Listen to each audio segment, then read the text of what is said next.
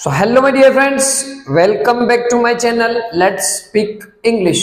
અને આજનો ટોપિક છે આપણો કે એક વર્ડ ને આપણે સ્ટડી કરવાના છીએ કે instead of, કાં તો instead of બંને પ્રોનાઉન્સિએશન છે કે instead of છે instead of એટલે કે ને બદલે. ઓકે, ને બદલે તમે વારંવાર બોલો છો કે તારે અંગ્રેજી બોલવાને બદલે ગુજરાતી બોલવું જોઈએ, કે તારે નવરા બેસવાને બદલે તારે મહેનત કરવી જોઈએ, કે તમારે શુગર ને બદલે મધ ખાવું જોઈએ. તો આ ને બદલે એક નાનો ટોપિક છે, વારંવાર ઉપયોગ થાય છે, સ્ટડી કરીએ ડિટેલમાં કે કેટલાક વાક્યો છે એને આપણે ધ્યાનમાં લઈએ કે સ્પીક ઇંગ્લિશ, ઇંગ્લિશ બોલો. કોના બદલે? તો કે ગુજરાતી ના બદલે. તો શું આવે? Instead of Gujarati, instead of Gujarati એટલે કે ઇંગ્લિશ બોલો ગુજરાતીના બદલે, અથવા તો એમ પણ બોલી શકો કે ગુજરાતીના બદલે ઇંગ્લિશ બોલો. તો speak English instead of Gujarati. Understood? Second છે કે આઈ ડ્રિંક કોફી, હું કોફી પીવું છું. કોના બદલે? તો કે ચા ના બદલે. ઓકે, ટી એટલે ચા છે, તો શું આવે? Instead of. ઇન્સ્ટેડ ઓફ એટલે કે ચા ના બદલે હું કોફી પીવું છું. I drink coffee instead of tea. Third છે વર્ક એટલે કે કામ કરો. શાના બદલે? તો કે સિટિંગ આઇડલ, નવરા બેસવાના બદલે. સો ફ્રેન્ડ્સ, અહીંયા શું કંઈ નોટિસ કર્યું તમે કે સિટ આવે, સિટ આઇડલ આવે કે સિટિંગ આઇડલ આવે? તો હંમેશા યાદ રાખો કે ઇન્સ્ટેડ ઓફ પછી હંમેશા V4 આવે. એટલે કે V4 એટલે પ્લે નું પ્લેઇંગ, સિટ નું સિટિંગ. નવરા બેસવાના બદલે કામ કરો, તો work instead of sitting idle. Fifth છે કે હી વેન્ટ ટુ ઓફિસ, તે ઓફિસ ગયો. ઓકે, સ્ટેઇંગ એટ હોમ, ઘરે રહેવાના બદલે તે ઓફિસ ગયો. તો અહીંયા શું આવે?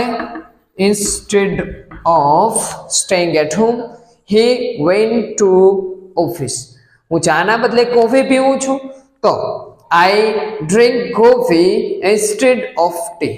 તમારે ગુજરાતીના બદલે ઇંગ્લિશ બોલવું જોઈએ. તો you should speak English instead of Gujarati. એટલે કે ગુજરાતીના બદલે તમારે ઇંગ્લિશ બોલવું જોઈએ. તો જ્યાં પણ તમને કંઈક ના બદલે, એટલે કે ખાંડના બદલે તો ઇન્સ્ટેડ ઓફ સુગર. ઓકે, ગુજરાતીના બદલે તો એની આગળ શું મૂકવાનું તમારે? Instead of Gujarati. ચાના બદલે તો ઇન્સ્ટેડ ઓફ ટી. અન્ડરસ્ટુડ? કે જ્યાં પણ કંઈક વસ્તુના બદલે તમે બીજી કંઈક વસ્તુ કરતા હોય. નવરા બેસવાના બદલે તમે કંઈક નવું શીખો, તો learn new something instead of sitting idle. એટલે કે નવરા બેસવાના બદલે કંઈક નવું શીખો. So friends, I hope clear થઈ ગયું હશે. વધારે સેન્ટેન્સ છે કે આઈ લાઈક ટુ સિંગિંગ, એટલે કે મને ગાવું ગમે છે, પણ કઈ પ્રવૃત્તિના બદલે? તો રીડિંગ અ બુક.